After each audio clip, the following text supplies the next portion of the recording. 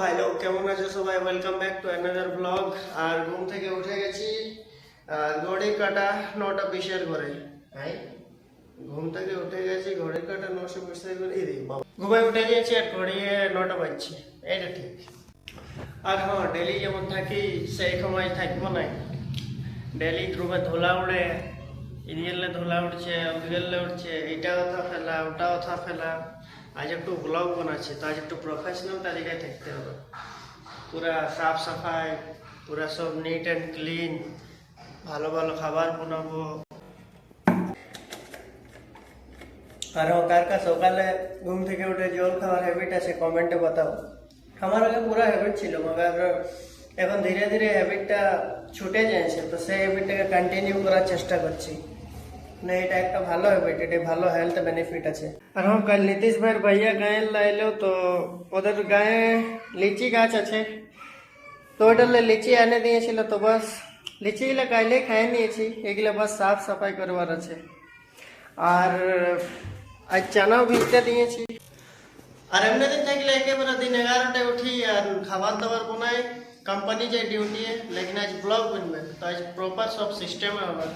ফার্স্টে নাস্তা बनবে, খাওয়ার পরে খাবার হবে, ফির খাই নিয়ে আরামসে ডিউটি যাবো। আর আরেকটা জিনিস তোমরা সোচবে নীতিশ ভাই কে বটে, তো তোমাদেরকে বলে দিই জানকারির জন্য যে নীতিশ ভাইয়ের আমি মিলে রুমটা নিয়েছি।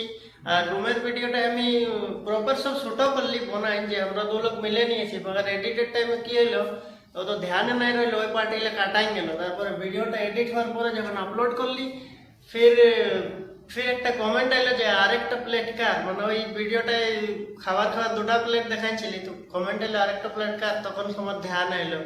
তখন আর কি করবো, ভিডিওটা অলরেডি আপলোড হয়ে গিয়েছিল, তো আমি সোচলি অন্য কোনো ভিডিও বলে দেব। তো আমি আর নীতিশ ভাই মিলে রুমটা নিয়েছি।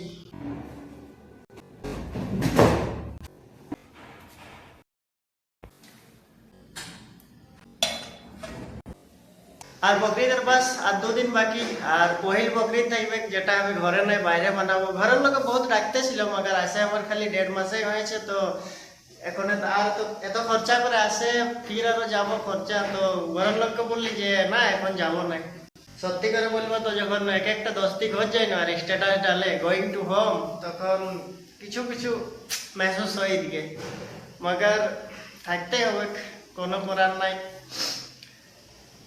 এইটাই শায়দ যারা যারা বাইরে করে ওদের লাইফ। আর বকরিতে না গেলে কি হবে, আগে বছর ক্রিকেট সিজনে যেতে পারে না ছিলি, এবারে সিজনটা যাবো, পুরা ক্রিকেট খেলবো। আর তোমরা যদি ব্রাশ গুলো यथा ফেঁকে রাখো, তো জরুর একবার ধুয়ে নিয়ে ব্রাশ করো, কেননা বহুত ধুলা বালি লটকে থাকে। আর সুফিয়ান, তুই আজকাল ব্রাশ করছিস না? নাই ব্রাশ করবো, ঠিক আছে?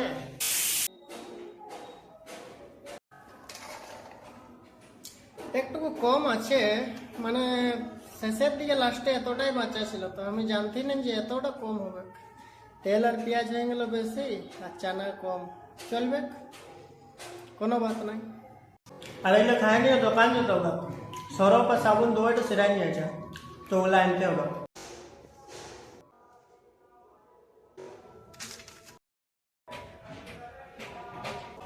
আর তোমরা কমেন্টে বলো এই হ্যাবিটটা গুছাতে গেলে কি করতে হবে। রোদ তো বহুত ভয়ানক আছে, তোমাদের দিকে কেমন রোদ কেমন গরম আছে কমেন্টে বলো। আর দোকানটা ওইদিকে আছে, মেন रोड ওইদিকে। अंकल एक सरफ दीजिए ना 10 वाला। एक 10 वाला सरफ दीजिए। 10 वाला? हाँ, और साबुन, वो रिन बार है ना, वो एक दीजिए, वो और एक ये वाला। हाँ, ये वाला।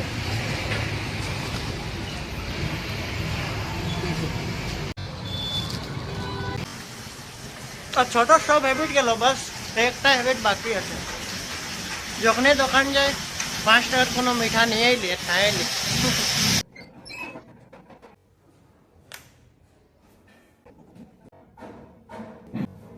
আর যদি তোমরা লম্বা চুল রাখো, তো একটা প্রো টিপস দিয়ে দিচ্ছি, যেটা আমি ইউটিউবের একটা ব্লগারের ভিডিও দেখেছিলি। কব তেল মাখবে তো ধীরে ধীরে লাগাও, কেন বেশি রাগে রগড়িবে তো চুল ঝড়বে। আর তোমরা সোচবে তো ঢুং ঢাঙের আওয়াজ কোথার লাগছে, তো আমি যখন থাকি ওর বগলে একটা বিল্ডিং বানছে, তো ওথার আওয়াজ আসছে। আর দেখবে মেহনত কাকে বলে, তো দেখাচ্ছি। আমরা তো নিজের কামটাকে পাড়ান ছাড়া এমনি বলি যে বহুত হার্ড কাম, আসলে হার্ড কাম তো এরা করছে ভাই, 40 ডিগ্রি রোদে এত হাইটে কাম। আর সিরাম রান করতে টাইম বহুত বেশি হয়ে গেল, যখন টাইম বেশি হয়ে যায় তখন একইটা অপশন থাকে খাবার বানাবার।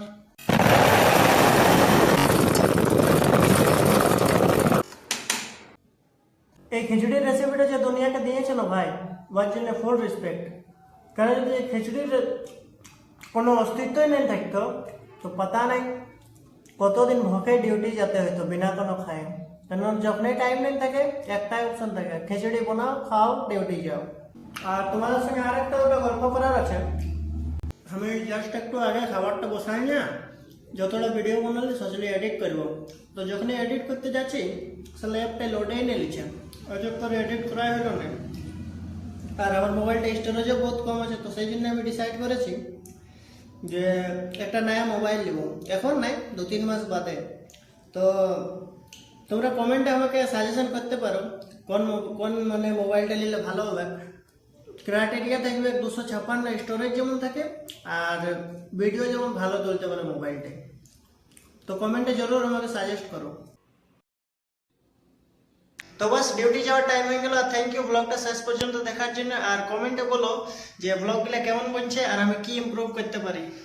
আর আরেকটা জিনিস কমেন্ট করতে ভুলবে না যে কোন মোবাইলটা নিলে ভালো হবে ভিডিওর জন্য, যেমন 256 স্টোরেজ থাকে আর ভিডিও ভালো কোয়ালিটি আছে, এই দুটা জিনিস জরুর কমেন্ট করো।